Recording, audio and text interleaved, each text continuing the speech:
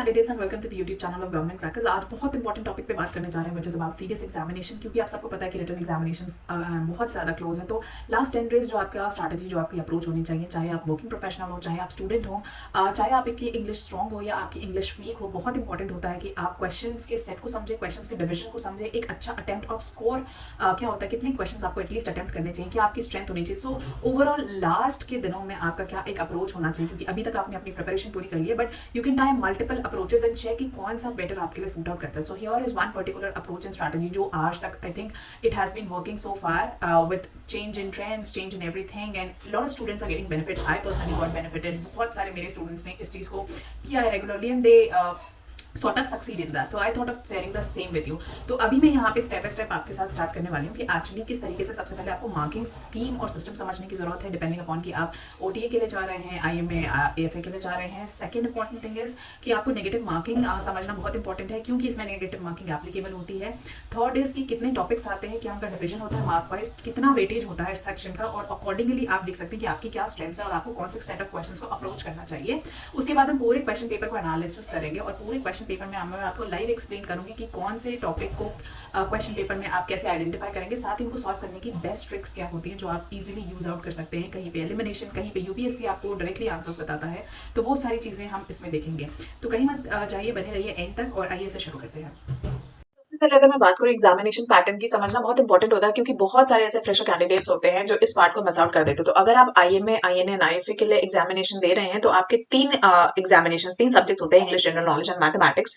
तीनों ही पेपर 2 घंटे के होते हैं, 100 marks each, which is in total 300 marks जो आपका मैक्सिमम पेपर होता है। वहीं OTA कैंडिडेट्स जो ऑफिसर्स ट्रेनिंग अकेडमी में जाते हैं, वो मैथमेटिक्स उनका एक्सक्लूडेड होता है। So they go for 2 set of questions, papers, English and general knowledge, दोनों ही 2-2 घंटे के होते हैं and 100 marks each, which is total 200 marks. तो ये जो भी आपने ऑप्शन चूज किया होगा, अकॉर्डिंगली आपको फेस करना होगा 2 शिफ्ट्स में एग्जामिनेशन। नाउ जो मार्किंग सिस्टम है एग्जामिनेशन का, हम बहुत ज्यादा इससे आपको नहीं जानना है, but why I am telling you, because इसमें नेगेटिव मार्किंग है, तो आपको जानना होगा कि आपने कितने सेट ऑफ क्वेश्चंस करेक्ट किए हैं और कितने आपके माइनस मार्किंग में जा रहे हैं। सो इंग्लिश इज बेसिकली 0.33 आपका नेगेटिव मार्किंग है, जनरल नॉलेज 0.33 है, मैथमेटिक्स 0.33 है। तो जब आप अगर रिस्क भी लेते हैं और कहीं पे आप डाउटफुल होते हैं और मगर आप उस क्वेश्चन को अटेम्प्ट करना चाहते हैं, बिकॉज कहीं आपको लगता है आप कॉन्फिडेंट नहीं है, आपने एम्पल अमाउंट ऑफ क्वेश्चंस नहीं अटेम्प्ट किए हैं, उस केस में आप जा सकते हैं, मगर नेगेटिव मार्किंग को ध्यान में रखते हुए आपको आगे बढ़ना है। तो अगर मैं ओवरऑल वेटेज की बात करूं जो इस पूरे एग्जामिनेशन में आता है इंग्लिश पेपर को लेके खासकर, तो वोकैबुलरी से रिलेटेड ना क्वेश्चंस का इंक्रीज हुआ है। पहले ये सेट ऑफ क्वेश्चंस कम होते थे, लेकिन अभी 25% ऑफ पेपर जो है वो आपका वोकैबुलरी पे डिपेंड करेगा, जिसमें antonyms, synonyms, idiom phrases and word meanings आ रहे थे। जैसे हमने देखा कि 10 question total antonyms and synonyms से हो गए, इडियम एंड फ्रेजेस के आपको 10 सेट मिल गए एंड वर्ड मीनिंग के आपको 5 मिल गए। तो वेरी करता है, 20 to 25% का इसमें हमेशा रेशियो एंड वेटेज होता है। अगर मैं ग्रामर की बात करूं तो मैक्सिमम पेपर आपका ग्रामर एरिया में जा रहा है 35%, जहां पे आप देखेंगे कि closest meaning, error find out करना, वोकैबुलरी से करेक्ट मीनिंग निकालना, पार्ट्स ऑफ स्पीच आइडेंटिफाई करना, fill in the blank, sentence improvement, ये आपका ग्रामर हो गया। सो 35% का वेटेज ओवरऑल आपको यहाँ मिलेगा। 30% बेस्ट ऑप्शन जो मैंने बोला कि रीडिंग पैसेज क्वेश्चंस है और उसके साथ ही अरेंजमेंट ऑफ पैसेज है, तो ये काफी अच्छा है, जो ओवरऑल आपका सेक्शन में आपको करेक्ट मार्क्स दिला सकता है और काफी हद तक आपको पेपर क्लियर करने में, पेपर क्वालिफाई करने में भी हेल्प भी कर सकता है। इसके अलावा अदर्स में आ जाते हैं, सेंटेंस, जंबल सेंटेंसेस को रीअरेंज करना, वर्ड्स को ऑर्डर करना, अगेन 20%।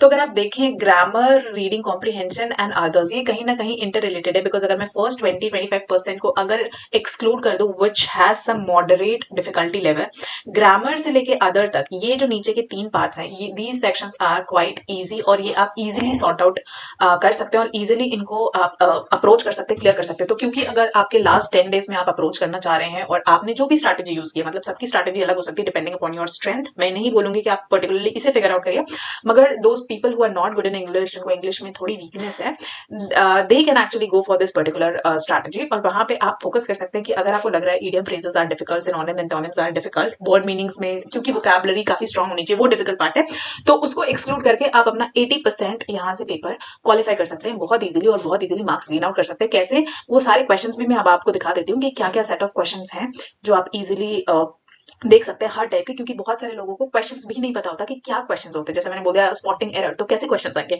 तो उसके लिए मैं पूरा क्वेश्चन पेपर अभी आपको दिखाने जा रही हूँ। इसको बिल्कुल स्किप मत करना, मैं आपको एक्सप्लेन भी करूंगी कि कहाँ आप कैसी ट्रिक यूज कर सकते हैं सॉल्व करने के लिए।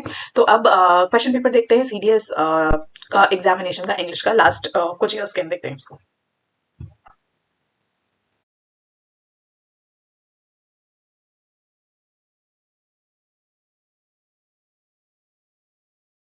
क्वेश्चन पेपर कुछ इस तरह का विजिबल होगा, जहाँ पे फर्स्ट पेज पे आपको इंस्ट्रक्शंस दिखेंगे और अब मैं आपको बताऊंगी कि किस टाइप के क्वेश्चंस आते हैं। और जो मैंने आपको सेग्रीगेशन दिखाया था टॉपिक वाइज, वो टॉपिक वाइज भी एक्सप्लेन करेंगे, क्योंकि बहुत सारे कैंडिडेट्स को समझ ही नहीं आता कि एक्चुअली जो टॉपिक है उसमें किस तरीके के क्वेश्चन होते हैं। तो यहाँ पे मैं एक एक चीज आपको एक्सप्लेन करते हुए चलूंगी। जैसे आप यहाँ पे देख सकते हैं, यहाँ पे क्लियरली लिखा हुआ है please select the option opposite in the meaning. This means ये आपका इंटोनिम्स के बारे में बात हो रही है, और इंटोनिम से रिलेटेड यहाँ पे आपको क्वेश्चन पूछे गए हैं। तो जो भी वर्ड्स अंडरलाइन है उनके इंटोनिम्स आपको यहाँ पे करना है, because it says opposite meaning, right.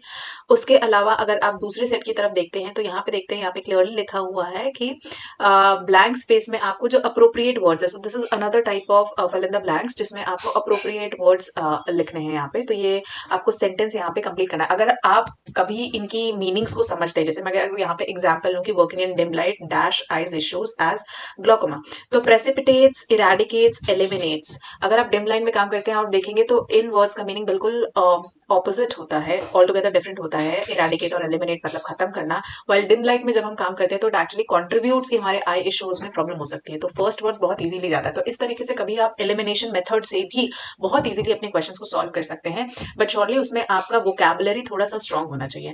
तो ये आपका जो सिमिलर मीनिंग जो फिल इन द ब्लैंक्स है, वो आपके इस तरह के क्वेश्चन आएंगे। अब ये कंटिन्यू हो रहे हैं, सो ये 10 सेट ऑफ क्वेश्चन ऐसे आएंगे। अब यहाँ पे आप देख सकते हैं कि यहाँ पे ईडियम्स एंड फ्रेजेस के क्वेश्चंस आपको मिल जाएंगे। तो इस तरीके से आपका क्वेश्चन नंबर 16 ऑनवर्ड्स आपके ईडियम एंड फ्रेजेस है, और ये ईडियम एंड फ्रेजेस के एग्जांपल है। जो बेस्ट पार्ट होता है डिवीजन का, जैसे मैंने आपको स्टार्टिंग में भी बताया था कि ordering of sentences, ordering of paragraphs, ये सबसे अमेजिंग पार्ट होता है सॉल्व करने का। एंड 100% शॉर्ट होके आप अपने करेक्ट आंसर्स को क्रॉस वेरीफाई भी कर सकते हैं, जो कि आपको एक प्रॉपर सिग्नल भी दे देगा। तो इसमें सबसे पहले आप सेंटेंस ना भी अगर रीड आउट करें, तो इसको सॉल्व करने का ट्रिक होता है कि आप जो इवन यूपीएससी जो ऑप्शन देता है ना, अगर आप उसको भी फॉलो करते तो भी आप इजीली करेक्ट मैनर में अरेंज कर सकते हैं अपने सेंटेंसेस को। सो this is basically ordering of sentences. और इसी तरह से, और इनके जो अमाउंट ऑफ क्वेश्चंस आते हैं 10-10, तो 20 से 30 क्वेश्चंस आपके बहुत इजीली, मतलब 30% ऑफ पेपर मैं कहूंगी बहुत इजीली आप सॉल्व कर लेंगे इन क्वेश्चन से, क्योंकि इनका नंबर ऑफ क्वेश्चंस जो है वो काफी ज्यादा होते हैं। उसी तरह से ये पैराग्राफ के अरेंजमेंट्स है। अगेन आप इसमें यूपीएससी के जो आंसर्स होते हैं इनके करेक्ट सीक्वेंसेस के साथ जा सकते हो, और आप ऑटोमेटिकली इसमें से 3 ऑप्शन इरेज कर सकते हैं। तो you have to check PSRQ, एक एक करके आप इन ऑप्शंस पे जा सकते हैं अगर आपको पैराग्राफ पढ़ने से नहीं समझ में आ रहा। सो this is the best way, जिससे आप वेरीफाई भी कर सकते हैं कि क्या जो आपने चूज ऑप्शन किया है वो सही है या गलत है। यहाँ से आपके चांसेस इंक्रीज हो जाते हैं। तो in again 20 set of questions को आप इजीली इस तरीके से सॉल्व कर सकते हैं। So it's very easy. मैं आपको यहाँ पे अभी क्वेश्चंस दिखा रही हूँ। यहाँ पे आप देखिए कि अंडरलाइन वर्ड्स के जो बिलोंग्स हैं, इनको आपको इंडिकेट करना है आपके आंसर शीट में कि ये एडजेक्टिव्स हैं, नाउन्स हैं, प्रोनाउंस हैं, जिरंड हैं, डिटर्मिनर हैं, वो आपको अंडरलाइन वर्ड्स को। तो ये बेसिकली आपका ग्रामेटिकल टेस्ट हो गया यहाँ पे। यहाँ पे आइडेंटिफाई करना है आपको पार्ट्स ऑफ स्पीच में। तो ये जो क्वेश्चन नंबर 47-46 ऑनवर्ड्स है, ये आपका पार्ट्स ऑफ स्पीच यहाँ पे आइडेंटिफाई करना है। अब पैसेज सॉल्व करने का एक सबसे अच्छा तरीका होता है, या तो आप पहले पूरा पैसेज पढ़ लीजिए अगर आपकी रीडिंग स्पीड अच्छी है। तो अगर आपकी रीडिंग स्पीड अच्छी नहीं है, तो एक और वे होता है इसे सॉल्व करने का। जो आपके क्वेश्चन में वर्ड्स होते हैं, उन क्वेश्चन के वर्ड्स में से आप फिगर आउट करिए पूरे पैरा में कहाँ पे वर्ड आ रहे हैं, बिकॉज उसी के आसपास आपको आपके आंसर्स जरूर मिल जाएंगे। तो आपको पूरा पैराग्राफ पढ़ने का भी जरूरत नहीं पड़ेगा। That's another way. It might not work in every situation, क्योंकि कभी कभी पैराग्राफ्स के जो क्वेश्चंस होते हैं उनमें अगर थीमेटिक मीनिंग पूछी जाएगी या ओवरऑल समरी के फॉर्म में पूछा जाएगा, वहां थोड़ी डिफिकल्टी आ सकती है। बट अगर स्पेसिफिक क्वेश्चंस पूछे जाएंगे, तो अगर आप इन वर्ड्स के आसपास सर्च आउट करेंगे, तो आपके आंसर्स उसी के 3-4 लाइन ऊपर या 3-4 लाइन नीचे आपको पैराग्राफ्स में मिल जाएंगे। So this saves a lot of your time, क्योंकि पैराग्राफ की भी लेंथ होती है, और अगर जिनकी रीडिंग स्पीड अच्छी नहीं है, जिनको थोड़ा सा इंग्लिश में प्रॉब्लम है, तो आप इजीली अपना टाइम आउट यहाँ पे सेव कर सकते हैं। सो ये आपके पैरा रिलेटेड क्वेश्चन हो जाते हैं। अब यहाँ पे आप देखिए, यहाँ पे अगेन आपको 4 ऑप्शन दिए, और आपको यहाँ पे प्रीपोजिशन और डिटरमाइनर्स, अगेन ये ग्रामर रिलेटेड क्वेश्चन है। So again 10 set of question आपका ग्रामर रिलेटेड है। यहाँ पे आपको इंडिकेट करना है मिस्टेक्स को, एरर है या नहीं है एरर में। तो यूजुअली जो एरर्स होते हैं वो आपके सिमिलर वर्ड्स में होते हैं, वर्ब्स में होते हैं, प्रपोजिशंस में होते हैं, और इसके मैं आपको आंसर भी एक्सप्लेन करूंगी कि किस तरह से आप इसको इजीली फाइंड आउट कर सकते हैं। But again this is something which is quite easy, और आप इसमें मैक्सिमम स्कोरिंग करने का सोच सकते हैं अगर आपने एक अच्छी प्रैक्टिस और अच्छी प्रिपरेशन अपनी की है। तो यहाँ से आप अपने स्ट्रेंथ्स को आइडेंटिफाई कर सकते हैं। यहाँ पे फिर से कहा गया है कि नियरेस्ट मीनिंग वाले विच इज सिनोनिम, इसमें इनडायरेक्टली आपको फिगर आउट करना है। सो पहले हमने इंटोनिम्स देखा था, नाउ सिमिलर मीनिंग सिनोनिम्स आपको फिगर आउट करना है। So question number 81 onwards till 85, ये 5 सेट सिनोनिम्स के, 5 सेट इंटोनिम्स के आ गए। इसमें से सिनोनिम्स एंड इंटोनिम्स में आई वुड से कि आप 3 से 4 का ओवरऑल अप्रोच रख सकते हैं। नेक्स्ट सेट ऑफ क्वेश्चंस जो 86 ऑनवर्ड्स देखते हैं, इसमें आपको करेक्ट मीनिंग बताना है इन वर्ड्स का। तो ये again vocabulary related questions put up किए हैं, 10 सेट ऑफ क्वेश्चंस है यहाँ पे। 96 ऑनवर्ड्स यहाँ पे आपको आइडेंटिफाई करना है करेक्ट वर्ड्स यूज हुए हैं या नहीं हुआ। सो ये अगेन ग्रामर की टेस्टिंग है आपकी।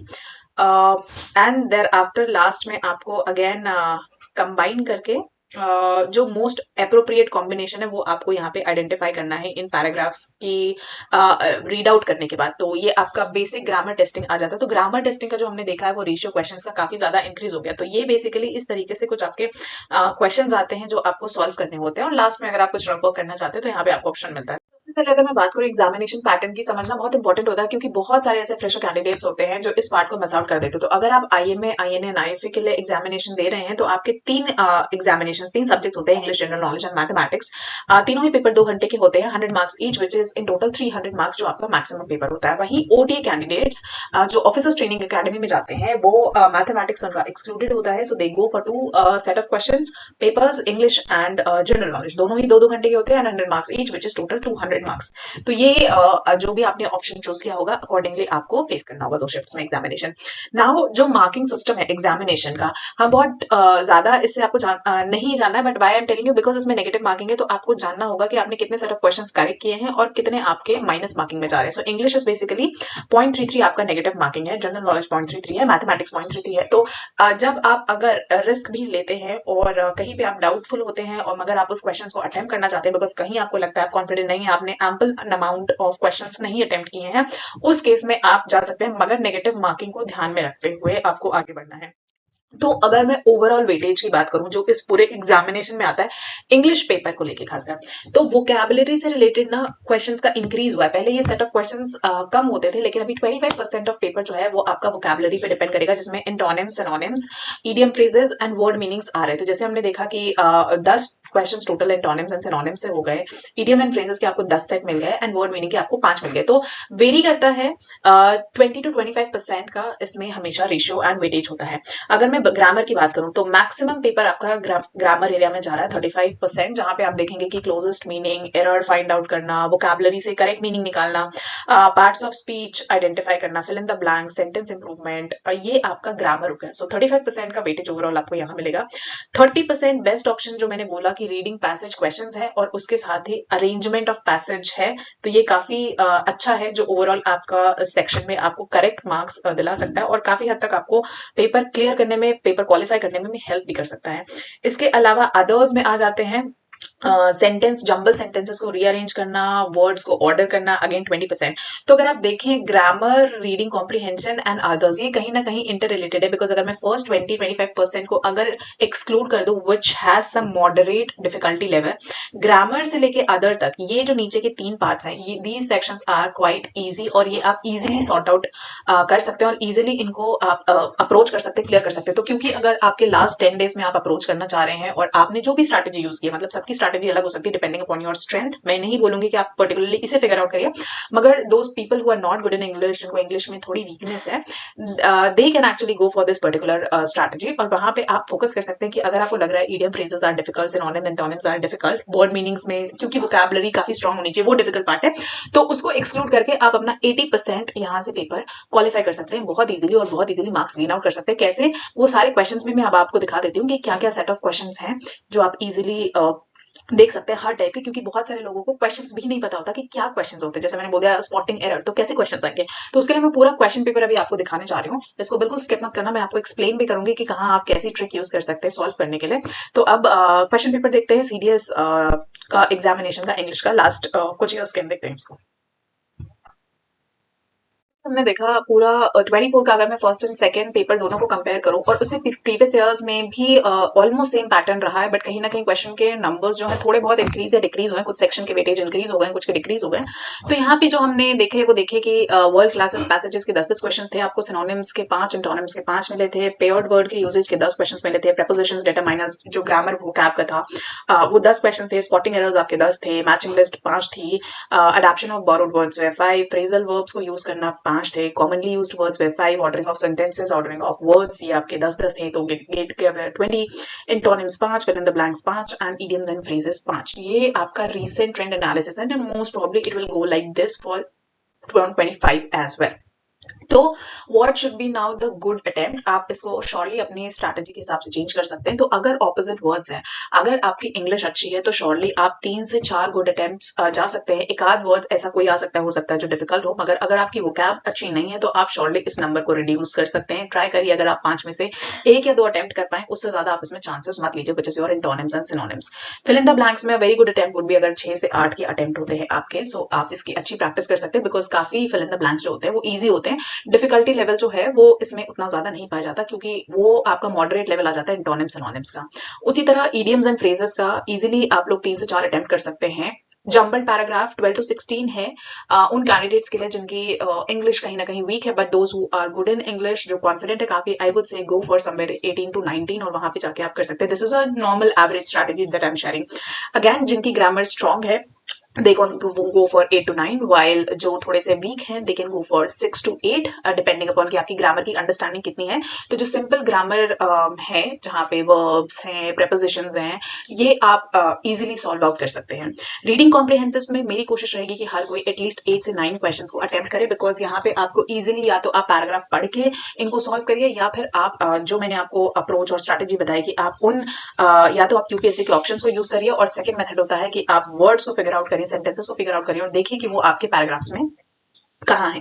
फिर इन the blanks again 6 to 8 would be a good amount of attempt. Same goes for error detection. Vocabulary आपका जो है यहाँ पे आप अगेन इसको you can less out overall, क्योंकि एक प्योरली आपका इंटोनिम सिनोनिम आता है, एक हमने देखा जो अभी स्टार्ट हुआ है I think probably in year 24, वहां पे आपके ग्रामर के अंदर भी they have started asking for this vocabulary, जहाँ पे close meaning, opposite meaning separately grammar test out करने के लिए।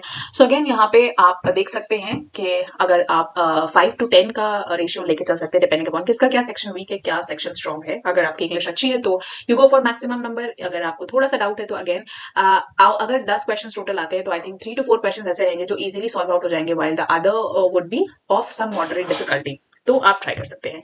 सिमिलरली मैच द फॉलोइंग हमने देखा, सेंटेंस कॉम्बिनेशन देखा, सेंटेंस इंप्रूवमेंट देखा। इसमें मैं कहूंगी कि आप सब एटलीस्ट जो 4 है 4 to 8 के रेशियो में आप इसे अटेंड करें। बाय बिकॉज इसमें अगेन आपको यूपीएससी के ऑप्शंस मिल जाते हैं, और वहां से आपका एलिमिनेशन मेथड से आप इजीली इसको सॉल्व आउट कर सकते हैं।